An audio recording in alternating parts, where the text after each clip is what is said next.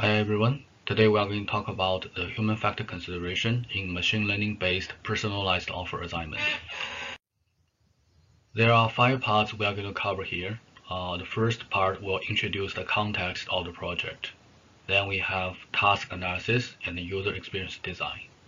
Last, we'll provide the privacy and ethics considerations for this project. The project is about personalization. It is a well-recognized approach to keep customers engaged with the retailer and boost financial metrics such as revenue and margin. Retailers have different ways to deliver marketing offer to individual consumers, such as email, app, and coupons. The personalized offer assignment user is the retailer at different scales.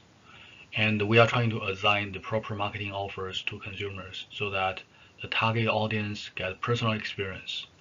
Machine learning can help the retailer to understand the consumer shopping habits, hence become a solid tool to solve the puzzle. Personalized offer can boost the relationship and loyalty between consumer and retailers. It makes the promotion much more cost-effective to drive the financial outcome. The owner of the retailer will benefit from the personalization initiative, which enhance the stickiness of the consumers. In the current state, most of the retailers still use the mass offer, which doesn't actually help personalization. And some retailers are using rule-based offer assignment, which is relatively static. So personalized offer will have a good user case to actually get a more intimate relationship with the retailer.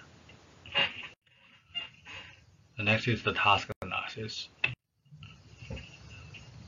We will actually have a workflow as actually detailed following. First, we'll do some customer segmentation, such as the life stage, for example, the singles and the couples, young couples versus the retired people. And it should be refreshed every 13 weeks to make it current. And also, from all the data source, we are doing feature sourcing and selection, so such as the holidays, weather, and promotion competitor informations. We'll actually figure out the target variable to be the offer response rate at different granular levels. And we will also have somehow more personalized offer compared with just the segment level, because people potentially will actually get a little bit annoyed when it is not relevant to them at a higher level. We'll compose an offer combination so that it is attractive and also drive the financial results. We will do the optimization or simulation to achieve the financial metrics within the budget. And we will do a monthly offer assignment to make sure like the offer is refreshed, at least on a monthly cadence. So for example, there could be like substitute product offer, complementary offer, and new product offers. The combination offers will need to address special business needs. And we will also provide transparency for the offer assignment logic. So we will actually use example to illustrate so that both the users and potentially when we communicate with the end user, the consumer who get the offer, it will be clearer for them to understand. From the task analysis, we can understand we need to track the test and control group to measure the ROI for investment. And we will adjust and iterate based on the performance of those group comparisons. We need to decompose the effect from features on different offers to help refine the feature selections. We'll try to optimize the marketing budget usage using simulation and optimization. We need to design the workflow so that operation team are exposed to limited parameters and align on the good enough criteria. We need to educate business and operation team the parameter implication and how it will be reflected in the measurement outcome. The operation team will have to work with multiple teams to do post-campaign summary to adjust the model configurations when they see something's happening. For the user experience design, we will have the following considerations. First is, at the beginning, we'll have the user inputs, such as the past marketing team experience to help configure the parameters. We will collect opinion from the experts in the organization on the possible driving features on the customer response. We will collect and investigate past promotion and response facts so that we can determine the good quality offer and avoid those repetitive bad offers. We will provide transparency on the model so that the user can have a better understanding when they see certain things happening. We'll share the model probability distribution of specific offer for each segment. We'll share the driving feature in the model to deduce the probability. We'll share the measurement results compared with prediction regularly so that we can understand the status versus the original benchmark.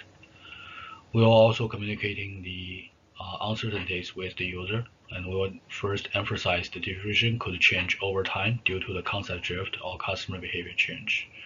We'll provide context that the psychology of offer fatigue so that offer will be diversified over time. We'll also align the concept of trial and error approach to business team so that we can continually evaluate the solution impact from the improvement point of view. And for the privacy considerations, we will try to actually address the concerns and actually apply the most strict law. So, for example, we are going to, based on understanding of the culture, figure out the culture taboo so that the experience will not irritate consumers. We need to explicitly opt in to use customer profile information. We'll avoid any analysis using the personal identifier code to locate consumers without consent. And for the law part, I would say we will try to actually abide the most strict laws such as the GDPR in Europe so that the approach can be adapted across the globe. For the ethics considerations, we would say we can anticipate there's some kind of bias, but we will try our best to actually prevent that from happening. We may encounter some sorts of source data bias such as gender and race. I will try to address that from the beginning before the model started. We should not put sensitive information such as gender and race in the feature selections. The business operation team need to verify if the model has systematic bias from the dataset collected. And we will always avoid put a customer group in the control group which will never get promotions.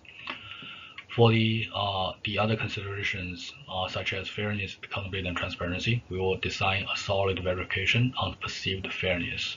And we will also identify business owners and make sure owner has a method to override offer using the default ones. This will help the accountability within the business part. And we will provide feature importance and help interpret the model with non-technical language.